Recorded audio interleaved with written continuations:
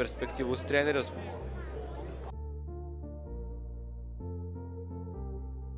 Kaip žaidėjas Tomas Ražanauskas buvo žmogus, kuris tikrai pasižymėjo protingų žaidimų, gero aikštės matymų, teisingais sprendimais ir dažniausiai tokie žaidimai.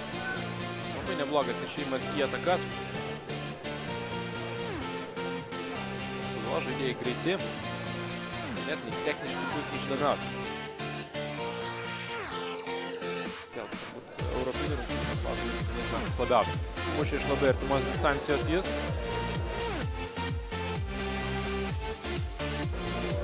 Paskui Grigaravičius turėjo kur kas geresnę galimybę. Jis įrašyti įvartį į savo sąskaitą, tačiau progas išnaudoti nepavyko.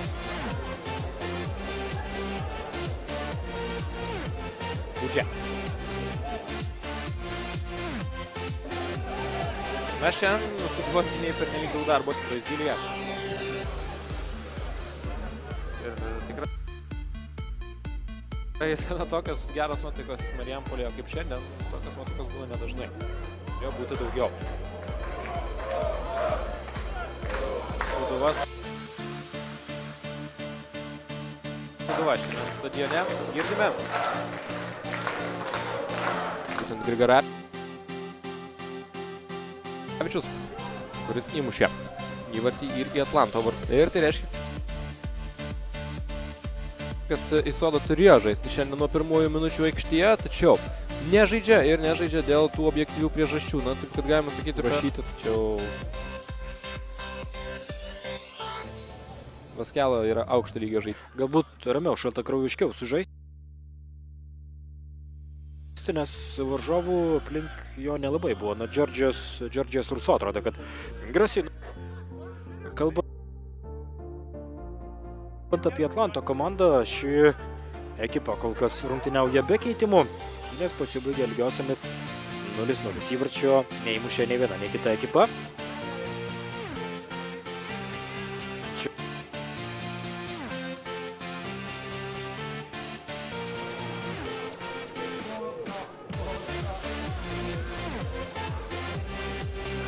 Priekį siunčiamas kamuolys, Eduardas Kučkis.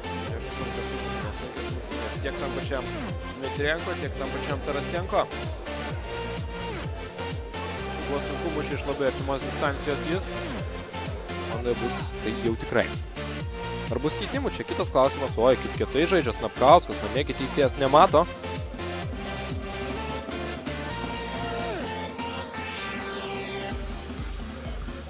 Šansas tikrai buvo, bet nepavyko dabar įkišti kamuolio anksčiau Ernestui Veliuliui.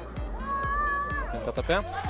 Ir tame antrajame etape teko galingas Zagrebo Dinamo varžovas. Marius Kazlauskas, perdavimas į aikštės centrą. Buvo pakeistas po pirmojo kėlinio.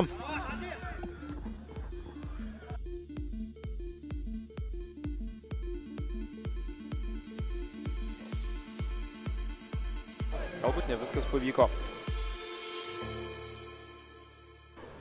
Bet šiandien apskritai puolime nelabai daug tų šansų Lamunavičiaus. Atsikerta ekranas, Radzinevičius prašo kamuolio, nuošalės čia tikrai nebus. Ir Snapkauskas. Su trimis gynėjais dabar žaidžia Sūduva, tai yra Snapkauskas, Ūgė ir Kovačevičius.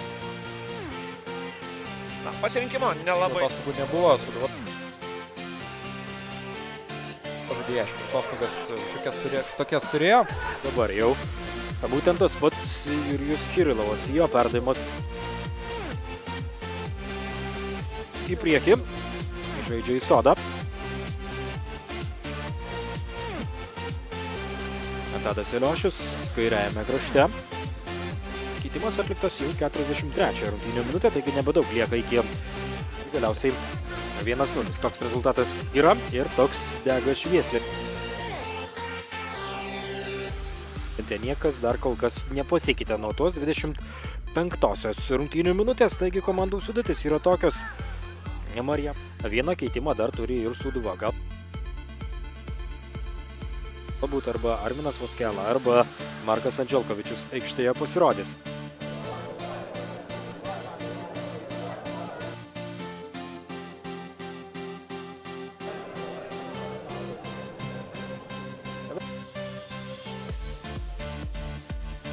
Vėl bando ieškoti spragų lietuvių gynyboje, dabar šį kartą atranda labai pavojingą situaciją ir kaip gerai žaidžia dabar Tomas Napkauskas. Atrodo, kad jis išmuša kamuolį nuo vartų linijos.